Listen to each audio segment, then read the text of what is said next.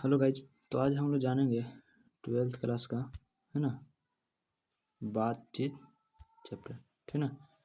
तो बिना देर किए चलिए हम लोग शुरू करते हैं।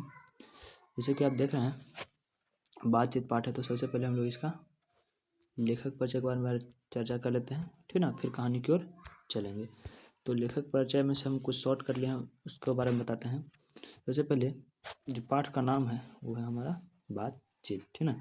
इनका लेखक कौन है? तो लेखक है बालकृष्ण भट्ट, जिनका जन्म जो है 23 जून 1844 ईस्वी को हुआ था और निधन, है ना, 20 जुलाई 1914 को हुआ था।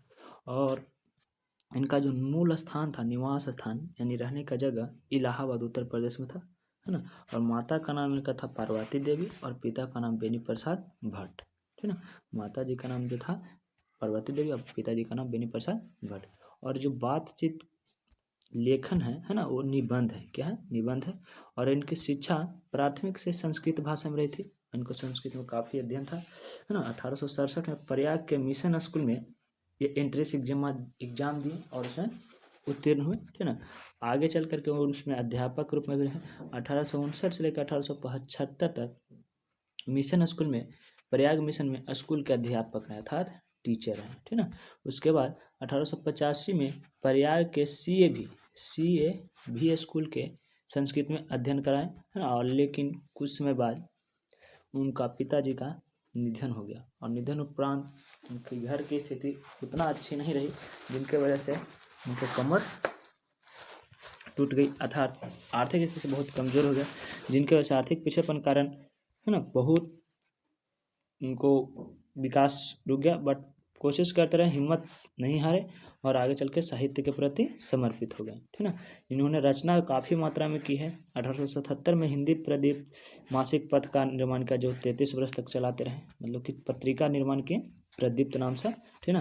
प्रदीप कुछ इस प्रकार से लिखा गया यहाँ पर, और उनको 33 साल तक चलाया। और उसमें उन्होंने कुछ हिंदी डिक्शनरी में सुधार भी किए और उपन्यास भी काफ़ी लिखे हैं, जिनमें से कुछ प्रमुख ही है रहस्य कथा, 100 अजान एक सुजान, हमारी घड़ी, है ना, गुप्त चैरी, ये वाला जो सबसे महत्वपूर्ण है और इम्पोर्टेंट है ना। उसके बाद नाटक जो लिखे, नाटक में पद्मावती और सीता वनवास अधिक महत्वपूर्ण है, इसलिए हम यहाँ पे, हालांकि बहुत सारे लिखे हैं। और उसके बाद निबंध जो है, निबंध तो कहिए मत, ये 1000 से आसपास और ज़्यादा भी लिखे हैं, है ना।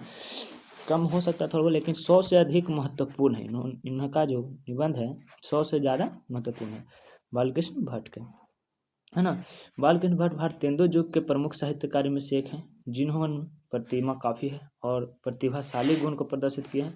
और यह गदाकारी थे, माने गद लिखते थे, और ये लेखक पत्रकार थे और आचार्य रामचंद्र अंग्रेजी साहित्य, ठीक है, इनका अंग्रेजी साहित्य के भी लिखे थे। अब चलिए बिना देर के हम लोग कहानी पर आते हैं। ये जो निबंध है थोड़ा समझने की प्रयास करिएगा, तभी निबंध का असली मजा ले पाइएगा, ठीक है। तो बने रहिए वीडियो के अंत तक ताकि आपको पूरा समझ में करा। इसे तो सभी स्वीकार करेंगे कि अनेक प्रकार की शक्तियाँ जो वरदान के भांति ईश्वर के मनुष्य को दी गई है, उसमें से वाक शक्ति है ना। वाक शक्ति जो होता है, वाक शक्ति कहने का मतलब कि बोलने का शक्ति, जिससे हम आपको सुना रहे हैं, आवाज़ हमारी आप सुन रहे हैं, ठीक है ना, आप बोलते हैं। ये जो शक्ति है इस ईश्वर के देन में से एक अलग शक्ति है। यदि मनुष्य की और इंद्रियां अनेक अवकिल होती और वाक शक्ति न होती, तो हम नहीं जानते कि इस गूंगी सृष्टि का क्या हाल होता। कवि कहते हैं कि अगर वाक शक्ति नहीं होता हमारे पास, तो पता नहीं सृष्टि जो है गूंगी जैसी रहती, कैसा इसका हाल होता, इसके बारे में हम कुछ नहीं कह सकते हैं। सब लोग लुंज पुंज से हो, मानो कोने में बैठा दिए गए होते और सब कुछ दुख सुख का अनुभव अपनी दूसरी इंद्रियों के द्वारा करते हैं। जब हमारी शक्ति नहीं होती वाक शक्ति, तो हम लोग दुख सुख का अनुभव किसी दूसरे माध्यम से करते रहते, है ना। और उससे अवाक होने का कारण आपस में एक दूसरे से कुछ कह नहीं सकते और कुछ सुन नहीं सकते। जब वाक शक्ति रहती ही नहीं, तो हमारे पास नहीं होती, तो हम लोग वाक कुछ नहीं बोल सकते थे, अपनी भावनाओं को सामने व्यक्त नहीं कर सकते थे, है ना। इस वाक शक्ति के अनेक फायदे में स्पीच वक्तृता बातचीत दोनों है, किंतु स्पीच से बातचीत का ढंग निराला है ना। स्पीच जो होता है बातचीत का ढंग निराला है, क्योंकि उसमें नखरा दिखाने का मौका नहीं मिलता है। बातचीत में वक्ता को नाज नखरा जाहिर करने का मौका नहीं दिया जाता है कि वे बड़े अंदाज से गिन गिन कर पाँव रखता हुआ पुलापट पर जा खड़ा हो, अपवाचन या निंदी पाठ पर भारत घड़ियों की सतवाहन मलय करके शुरू कर दे। Chairman and ladies and gentleman, बहुत सी स्तुति करे करावे, इस वक्ता का आरंभ करें, है ना। मतलब कहने का कवि का अर्थ यह है कि लोग बातचीत में जिस तरह से अपनी बातों को, मन की भावनाओं को खोल कर बोलते हैं दम, है ना, प्रकट करते हैं, उस प्रकार से स्पीच में नहीं कर पाते हैं। स्पीच के कुछ रूल्स नियम होते हैं जिसमें डायरेक्ट टॉपिक पर लोग आ जाते हैं, ठीक है। जहाँ कोई मर्म या नोक की चटीली वक्ता महाशय के मुख से निकले ताली ध्वनि के कमरा गूंज उठा, है ना। यहाँ जो है से क्या होता है, कमरा सवाल जब उस प्रकार का रहता है तो हमारा भाषण शैली में जो है ना कमरा गूंज उठता है, हम लोग साहस अच्छा महसूस करते हैं, और उसके बाद फिर मन की बातों को पूरा तरह से खोल करके नहीं कह पाते हैं, इसलिए स्पीच थोड़ा सा इससे अलग हो जाता है। इसलिए वक्ता को खामोखा ढूंढ कर ऐसा मौका वक्ता तक लाना पड़ता है जिससे कतरल ध्वनि अवश्य हो। इसलिए जो बोलने वाला होता है उसको ऐसा मौका लाना पड़ता है ताकि क्या हो, ध्वनि के मार तालियां गूंजते रहे और सब लोग आनंदित रहे, है ना। लेकिन उस तरह से मौका ढूंढना पड़ता है कि कहाँ पर किस बात को बोले, ये स्पीच का कुछ लेवल है। वही हमारी साधारण बातचीत कुछ ऐसा घरेलू ढंग है कि उसमें न कतल ध्वनि का मौका है और न लोग के कहे कहाने के उड़ाने की बात कही जाती है। हम दो आदमी प्रेम पूर्वक संलाप कर रहे हैं, मतलब कि घर की जो बातचीत होती है, घरेलू बातचीत है ना, जो रोजमर्रा की जिंदगी में, उस तरह से इसमें कोई ताली के व्यवसाय नहीं होते, ये धूम धड़ाका से बातचीत, ओहो क्या बात है यार, इस तरह से बातें करते रहते हैं।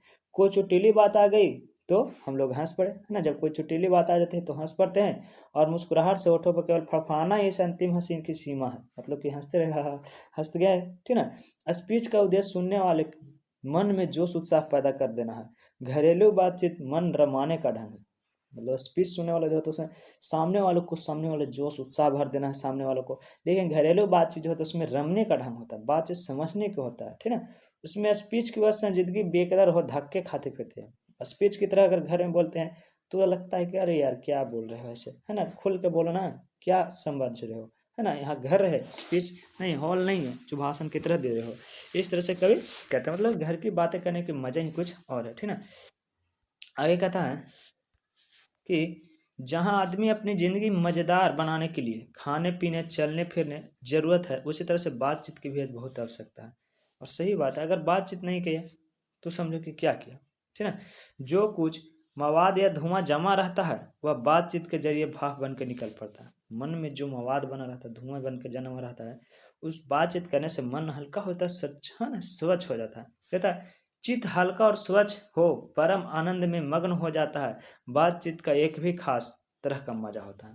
बातचीत का जो है एक तरह के खास मजा होता है, जिस बातचीत करने के बाद दिल को सुकून मिलता है, मन को आराम मिलता है ना। हल्का स्वच्छ हो जाता है, किसी तरह का बोझ नहीं लगता। जिनको बातचीत करने की लत पड़ जाती है ना, वे इसके पीछे खाना पानी छोड़ देते हैं, है ना, खाना पीना छोड़ देते हैं और बात करने में मगन हो जाते हैं। लोग देखो कभी कभी आपका जीवन में ऐसा मौका है, भूख लगा हुआ फिर बातचीत कुछ इस प्रकार से चल रहा है कि हम छोड़ के जा नहीं सकते, है ना। अपना बड़ा हर्ज कर देना भी उन्हें पसंद लगता है कि चलो यार कल खा लेंगे टाइम पर, आज बात करते हैं।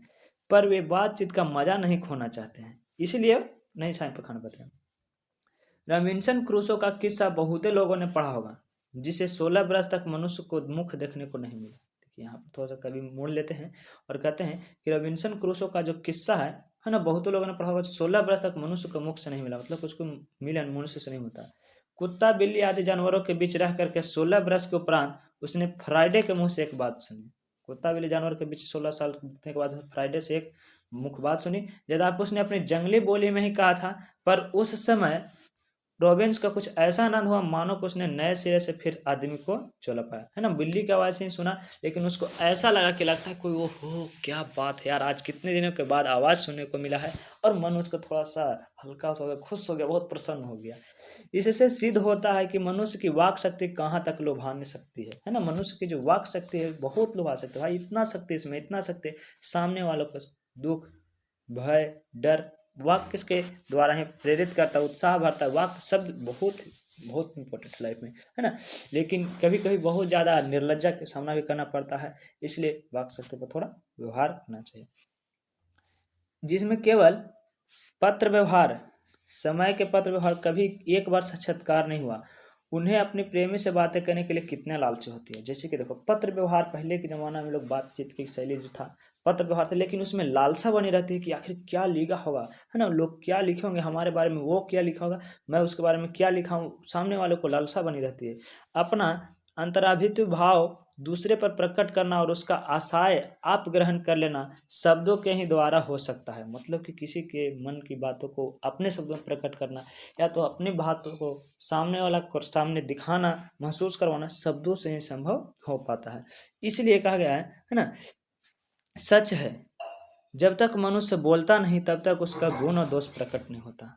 मनुष्य का गुण या दोष कैसा है बिना बोले पता नहीं किया जा सकता, है ना। इसलिए शमशेर बहादुर सिंह जी इस पर कुछ बोले हैं कि बात ही खोलेगी भेद, ठीक ना। वेन जॉनसन का यह कहना है कि बोलने से ही मनुष्य का रूप साक्षात्कार होता है। वेन जॉनसन का भी कहना है कि मनुष्य का साक्षात्कार मतलब कि वो कैसा है, स्वभाव में कैसा है, बोलने से ही होगा, है ना। हालांकि एक समय पर बोलने से पता नहीं चल सकता है कि वो कैसा स्वभाव का है, बहुत ही उचित जान पड़ता है किससे, तो बातचीत करने से।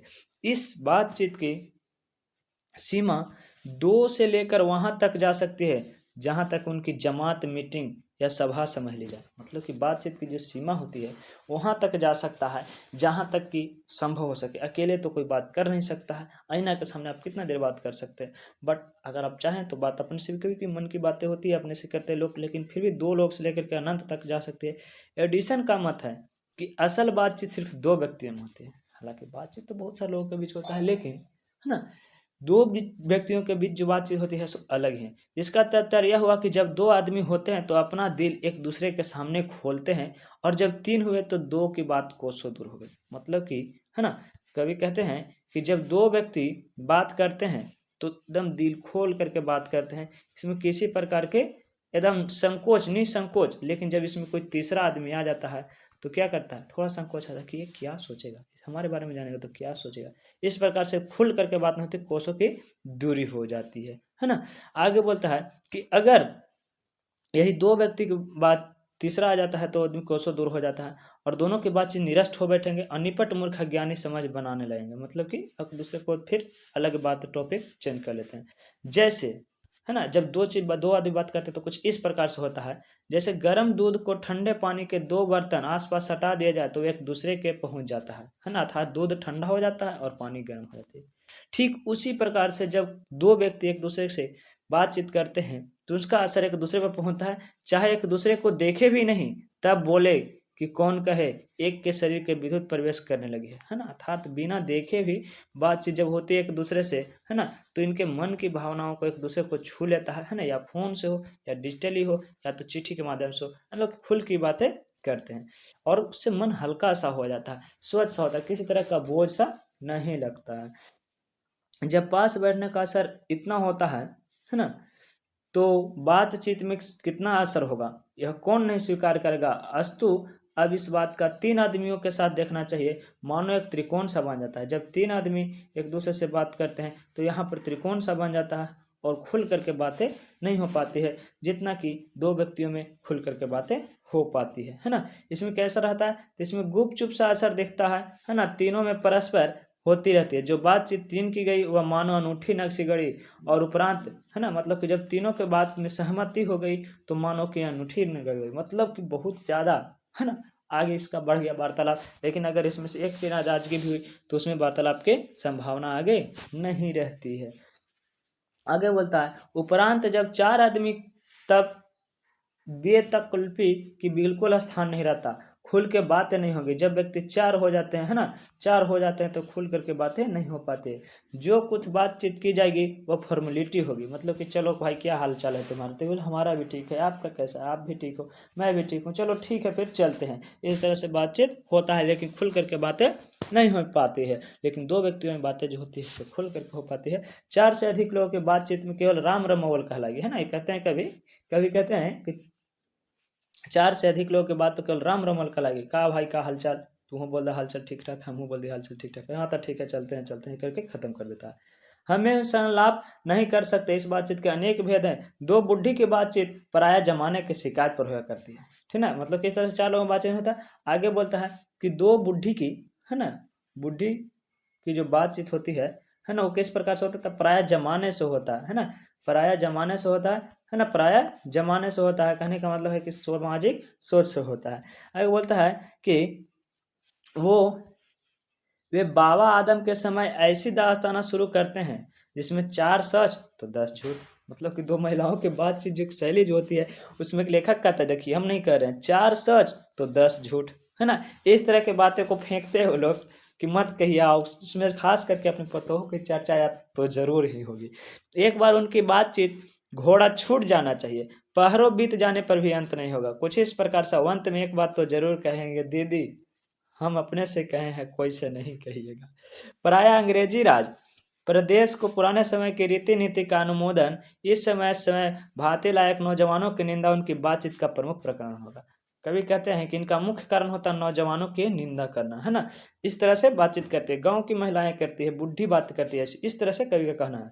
पढ़े लिखे हुए के लिए तो शेक्सपियर, मिल्टन और मिल स्पेंसर जीभ पर नाचा करेंगे। मतलब कि जब पढ़े लिखे रहते हैं उनको तो बातचीत पर केवल वैज्ञानिक, साइंटिस्ट, है ना, डॉक्टर, इंजीनियर की बातें चर्चा रहती है, लेखक कवि के। लेकिन जो अनपढ़ लोग होते हैं उसमें केवल नौजवानों की निंदा की बातें रहती है कि देखो फलाना का बेटा कैसे है, दारू पी के घूम रहा है। इस तरह की चर्चा भी होती रहती है, ठीक ना। आगे बोलता है कि पढ़े लिखे हो तो शेक्सपियर, मिल्टन शेक्सपियर के नाचा करेंगे। हालांकि लिकायत, नशे में चोर, हम चुनी डिगरे नेस्त, अखड़ापन की चर्चा करेंगे, है ना। लेकिन देखो कभी यहाँ पे कहते हैं हम चुनी नगरे दोस्त, मतलब कि शराबी लोग, है ना, नशेड़ी लोग, वे भी हमेशा अपने काम की चर्चा करते रहे, नशे की बात कह रहे भाई चलो आज के मजा आ गया, चलो कल दूसरा जुगाड़ करेंगे, इस तरह से बात है। लेकिन कभी यहाँ पर थोड़ा सा मोड़ लेते हैं और बोलते हैं दो हम सहेलियों की बातचीत का कुछ जायका ही निराला है। जब दो सहेलियां आपस में बात करते हैं उनका तो बात ही निराला, है ना। कुछ गजबे तरीका से बातचीत करते हैं, ऐसा मानो रस का समुंदर मानो उमड़ चला आ रहा है। इसका पूरा स्वाद उन्हीं से पूछना चाहिए जिन्हें ऐसे का रस सनी बात सुनने का कभी भाग लगा, है ना। इसमें कभी अपना आप ज़्यादा बातचीत टांग नहीं अड़ाते, कहते किसका हमको पूरा अंदाज नहीं है। अगर आप उसको जानना चाहते हैं तो उन्हीं से सुनना चाहिए जो इनमें टांग अड़ाए हैं, चाहे तो जानते हो। हालांकि कभी उन दोनों दोस्त की बात कर रहे हैं। दो बुढ़िया की बातचीत, है ना, दो बुढ़िया की बातचीत का मुख्य प्रसंकरण क्या होता है तो बहू बेटी वाली हुई है ना। अपनी बहुओं या बेटों का गिला शिकवा होगा और या गैर बिरादरी का कोई ऐसा रस मसला छेड़ बैठेगी कि बात करते करते अपने खोड़े दांत निकाल करके लड़ने लगेगी। महिलाओं की बात की चर्चा कर रहा पर कि जब कवि जो होते हैं, है ना, कहते हैं कि दो महिलाओं की जब बातचीत की शैली होती है, अपने घर की बहू पतोहू, है ना, इनके चर्चा से शुरू करेंगे और दूसरों के बहू पतोहू से लेकर के फिर झगड़ा करना शुरू कर देंगे, इस तरह से। और लड़कों की बातचीत जो होती है, खिलाड़ी हुए तो अपनी तरफ की तारीफ करेंगे और बाद में कोई सलाह गांठेंगे और उसमें से कोई अपनी शैतानी जाहिर करने का पूरा मौका मिले, है ना। मतलब जब दो लड़के बात करते हैं और सब खिलाड़ी होंगे तो आप अरे भाई मैं तो छक्का मारा इतना, तो कितना मारा, हम ये मारे। क्रिकेट खेलने का जो माहिर होते हैं वो लोग इस तरह से बातचीत करते रहते हैं, है ना। फुटबॉल खेलने के बाद तो फुटबॉल की चर्चा करते हैं, कबड्डी खेलने वाले कबड्डी खेलने की चर्चा करते हैं। तो इस तरह से सब अपनी अपनी फील्ड के लोग बातें करते रहते हैं, है ना। बातचीत तरह तरह से संभावना वार्तालाप सिचुएशन के अनुसार होते रहता है। और कहते हैं कि अपना तारीफ करते हैं। स्कूल के लड़कों की बातचीत जो उद्देश्य होता है उस्ताद का शिकायत या तारीफ करना, सहपाठियों के किसी गुण अवगुण को कथरोपण करना। कहने का मतलब स्कूल के बच्चों का जो मुख्य बातचीत होता है कि आज ये नहीं पिटाया, हम लोग पिटा गए, ये नहीं पिटाया तो मोनिटर को इसको ऐसे करवाओ, है ना। इस तरह से बातचीतें चलती रहती है। और बोलता है पढ़ने में कोई लड़का तेज हुआ तो कभी अपने सामने दूसरे को कुछ न गिनेगा और सुस्त या बोधा हुआ तो तभी बिल्ली स्कूल से भरा अपना गुरु जी मानेगा, है ना। माने कि बच्चे की बातचीत देखा, अगर बच्चा पढ़ने में तेज होता है जो उसका बातचीत रहता है कह रहे ये सब तो कुछ नहीं है, एकदम जीरो है ऐसा। लेकिन जब बच्चा बोधा होता है तो उसका बातचीत कुछ इस प्रकार से रहता है कि दब्बी बिल्ली सा रहता है और सबको अपना स्कूल भर को अपना गुरु मान के, ओह माय गॉड हम तो बहुत यार हमको सबको यहाँ तेज, इस तरह के माना रहता है, इस तरह के बातचीत रहता है। इसके अलावा बातचीत की बहुत सी किस्में हैं। राजकाज की बातें होता है, व्यापार की बातचीत होती है, संबंधी दो मित्र के प्रेम मिलाप बातचीत होती है, इत्यादि इत्यादि एक्स्ट्रा बहुत सारी बातचीत हैं। कभी यहाँ बहुत सारी चीज़ लेकिन उतना भी एक्सप्लेन नहीं किए हैं। हमारे देश में अशिक्षित लोगों की बात कही होती है, लड़की लड़के वालों की ओर से एक एक आदमी बिचवाई होकर दोनों विवाह संबंध कुछ बातचीत करते हैं। कहते हैं कभी, है ना, कि लड़के लड़की वालों के देखा देखी वाला रस्म में भी बातचीत के संबंध चलता है। उस दिन बिरादरी वाले के जाहिर कर दिया जाता है अमुक की लड़की को अमुक के लड़के के साथ विवाह पक्का हो गया है और यह रस्म बड़े उत्सव के साथ की जाती है। और चंडू खाने की बातचीत भी निराली होती है। चंडू खाने का मतलब शराबी लोग। निदान बात करने के अनेक प्रकार ढंग है, मतलब कि बातचीत करने के कई तरीके हैं, कई तरह के होते हैं और सब समय के अनुसार साधारण अवस्था के अनुसार होते रहता है ना। ये अच्छा बात नहीं कि स्कूल के बच्चे जो है बुजुर्गों की तरह बात कर रहते हैं, ऐसा भी नहीं होता है। जैसे समय अनुसार और स्थिति अनुसार बातचीत होता है। लेकिन इस पर से कहानी का मोड़ एक नया चेंज आता है और बोलते हैं यूरोप के लोगों को बात करने का हुनर है। आर्ट ऑफ कन्वर्सन यहाँ तक बढ़ा है कि स्पीच में लेख दोनों ही नहीं पाते हैं, है ना, लेख दोनों इसे नहीं पाते हैं। इनकी पूर्ण शोभा काव्य कला प्रवीण विद्वान मंडली में है। ऐसे चतुराई के प्रसंग छेड़े जाते हैं कि उन्हें सुन कान अत्यंत सुख मिलता है। मतलब यूरोपियन सिविलाइजेशन की बातें करते हैं, कभी वो कहते हैं कि उनको तो बात करने का हुनर है ना, मतलब कि कला माहिर है। आर्ट ऑफ कन्वर्सन कहते हैं भाषाओं की बदल बदल करके बात बोलते हैं। उत्साहित करना है, मोटिवेशनल बातें बोलते हैं, दुखित करना है, थोड़ा सैरो वाली बातें बोलते हैं, दुख वाली बातें बोलते हैं। श्रीहद गोष्ठी इसी का नाम है। श्रीहद गोष्ठी का बातचीत यह तारीफ है कि बात करने का लिकायत अथवा पंडिताई का अभिमान या कपट नहीं, एक बात को प्रकट न हो, वरन क्रम से रसभाव भास पैदा करने वाले शब्द को बरकते हुए चतुर सयानों और बातचीत के रस रखते हैं। मतलब कि बातचीत कुछ इस प्रकार से करें कि जिस तरह के काम बस नहीं का लगा, इसके अलावा और किसी तरह का बातचीत का चर्चा नहीं रहता है। वह रस हमारे आधुनिक शुष्क पंडित में बातचीत में जिसे शास्त्र कहते हैं कभी आवेगा भी नहीं। मतलब कि शास्त्र में जो पंडित की बातें होती है, स्वाहा वाली बातें होती है ना, तो इस तरह का कोई चर्चा नहीं। और तो कहते हैं कि मुर्गा में बटेर की लड़ाइया में झपटा झपटी के समान उनकी नीरस काँव काँव की तरह सरस संलाप की चर्चा ही व्यर्थ है। यूरोपियों में कहते हैं कि नीरस मतलब कि जिसका कोई मतलब नहीं, उस बातचीत करना ही नहीं चाहते, है ना, जब काम हो तो बात करना होता है। वरना कपट एक दूसरे को अपने पंडित प्रकाश के बाद परास्त करने का संघर्ष आदि रसरवक सामग्री बहुत यातायात के साथ आपको मिलेगी, लेकिन वहाँ एक दूसरे को मूर्ख बनाने के प्रचलित बहुत ज़्यादा मिलेगा। थोड़ा सा चीट मौका मिला, बस चीट करने का मौका होता है, ठीक ना। घंटों भर तक काँव काँव करते रहते हैं होंगे तो कुछ न होगा। बड़ी बड़ी कंपनियां और कारखाने आदि बड़े बड़े काम इसी तरह से 2-4 दिल्ली दोस्तों की बातचीत शुरू किए गए हैं, है ना। कंपनियों की बातें करते थे कि काम करने से कुछ नहीं होगा, लेकिन कभी कभी जो होता है ना कि थोड़ी सी समय मिल जाए, बस उतना में ही बातें बहुत बड़ी बड़ी हो जाती है, जैसे कि बिजनेसमैन लोग जो करते हैं, है ना। ये तो उपरांत बढ़ते बढ़ते यहाँ तक बढ़े कि हजारों मनुष्य उनसे जीविका चलाने लगे और लाखों साल में लाखों आमदनी होने लगी। 25 वर्ष के ऊपर वाले बातचीत अवश्य नहीं करते, कुछ शर्मिंदगी होती होगी, अनुभव दूरदर्शी खाली नहीं होगी। और 25 के नीचे के बातचीत यद्यपि अनुभव दूरदर्शिता और गौरव नहीं पाया जाता। इसमें एक प्रकार का ऐसा दिला बहाव होता है कि ताजगी रहती है और जिसकी मिठाई उसकी 10 गुनी चढ़ी बढ़ी होती है। मतलब कि उस उम्र की बात कर रहे हैं जिस उम्र में आप अभी हैं, 18 से 24 वाली बात कर रहे हैं, तो कहते हैं कि अगर 2-4 दोस्त बात कर रहे हैं तो अगर वो 25 के हुए तो बात करें कि अपनी फैक्ट्री कैसे लगाएं, है ना, आगे बातचीत के माध्यम से कि कैसे जीवन का जिया जाए और कैसे आगे बढ़ा जाए। लेकिन वही जो 25 के नीचे वाले होते हैं इस तरह की किसी भी बातचीत को नहीं करते हैं, वे केवल अपने जीवन में आनंदित होना रहते हैं और उसको खुशीपूर्वक जीते हैं। यह जो है यह तब तक हमने बाहरी बातचीत का हाल लिखा है जिसमें दूसरे फरीक होने के बहुत आवश्यकता है और बिना किसी के मनुष्य को हुए किसी तरह का संभव नहीं है, जो 2 तरह के पर हो सकता है। या तो कोई हमारे कृपा करे या हमें जाकर दूसरे का कृतार्थ करे। मन की बातचीत करने में केवल एक की भूमिका कभी नहीं रहता है, या तो हम उससे जाकर बोले या तो वो हम पर आके बोले, ठीक ना। मतलब कि 2 तरह से हो सकता है। पर यह सब तो दुनियादारी है जिसमें कभी कभी रसाराब होते ही देर नहीं लगती, क्योंकि जो महाशय अपने यहाँ पधारे हैं उनकी पूरी दिलाजोई न हो सकती तो शिष्टाचार में त्रुटि हुई है ना। मतलब कि एक तो दुनियादारी के नियम है कि अगर कोई आपके यहाँ परिवार आया और आप उस शिष्टाचार से नहीं पेश आए तो बोलेगा बातचीत में, कहा यार संस्कार इसको कुछ नहीं पता है ना। बड़ों के साथ कैसे बर्ताव करता है, छोटों के साथ कैसे बर्ताव करता है, इसको कुछ भी पता नहीं है। लड़का का पढ़ता लिखता है, संस्कार नाम की कोई चीज़ नहीं है। अगर हम ही उनमें यहाँ से गए तो पहले तो बिना बुलाए जाना अनादर का मूल है। मतलब कि जब कोई जाने की सोचता है, अगर बिना बुलाए चल जाते तो वो भी अनादर का मूल है। और जाने पर मक्खी बर्ताव न किया तो मानो दूसरे प्रकार का नया घाव हुआ। मतलब कि बिना बुलाए भी चल गए, अगर किसी प्रकार का बर्ताव भी नहीं हुआ हमारे साथ, कोई वैल्यू नहीं मिला, है ना, तो फिर और ऊपर से एकदम का हो गया, अपने पाँव कुल्हाड़ी मार ले रह गए, है ना, बेचारा के बेइज्जती हो जाएगा। इस तरह से कैसे करता है कि समाज में बातचीत के शैली को बचाने के लिए अपना प्रतिष्ठा देखता है।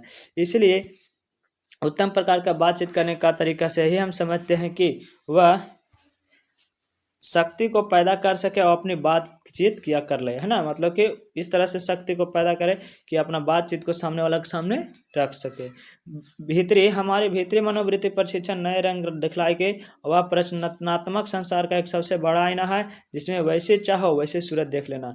तुच्छ दुर्घट बातें नहीं है। जी एक ऐसा जन्मस्थान है जिसमें हर किस्म के बेल बूटे खिले हुए हैं। ऐसा जन्मस्थान के शहर में क्या दिल बहलाव है। मित्रों को प्रेमालाप कभी इसके 16वीं कला तक न पहुंच सका। इसके शहर का नाम ध्यान या मना योग के चित्त को एकाग्र करना है, जिसका साधन 1-2 दिन का काम नहीं है ना। कहने का मतलब है कि अपने आप से बातचीत करने के लिए ध्यान लगाने पर बोलते हैं कभी, और जो कि 1-2 दिन का शैली नहीं है। अगर अपने मन की बातों को जानना चाहते हो तो आप ध्यान योग है ना का ध्यान करिए तो आप, लेकिन ये बहुत थोड़ा मुश्किल काम है। वर्षों का अभ्यास उपरांत यदि हम थोड़ी सी अपनी मनोवृत्ति स्थिर कर अवाक हो तो मन को साथ बातचीत कर सके, मानो अहो भाग्य है ना, मानो की किस्मत होता है। हालांकि बहुत कम लोग ऐसे होते हैं जो अपने आप को शांत कर पाते हैं और अपने आप की बातें को इच्छा शक्ति पर कंट्रोल कर पाते हैं। एक वाक शक्ति मात्र दमन से न जाने कितने प्रकार का दमन हो गया। कभी कहते हैं एक वाक शक्ति सबसे कितने सारे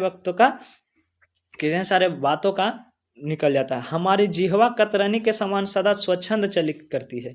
हमारी जिह्वा जो है, जीभ जो है ना, ये हमेशा कभी किसी तरह से रुकना नहीं चाहती है। अगर आपकी इच्छा पर नहीं इच्छा हुआ कंट्रोल किया तो रुकता नहीं है। यदि उसे हमने काबू कर लिया तब तो क्रोधित बड़े बड़े ज्ञ शत्रुओं को बिना प्रयास जाति में बस कर डाला। इसलिए अवाक रह करके बातचीत करने का साधन यथार्थ साधनों का मूल है। मतलब कि अवाक रह करके मतलब को समझ करके बातों को बात करने की शैली ही कुछ अलग है। बातचीत करने का यह साधन साधनों का मूल है।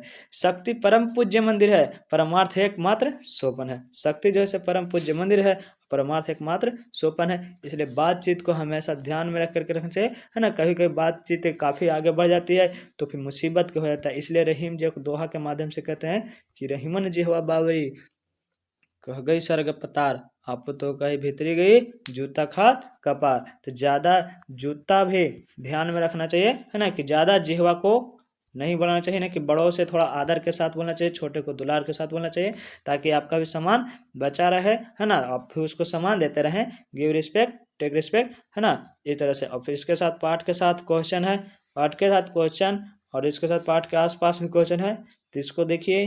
अगर बनाने की कोशिश करें बनता है तो बनाइए, अन्यथा अलग वीडियो में इसको सॉल्यूशन मिलेगा। Thank you.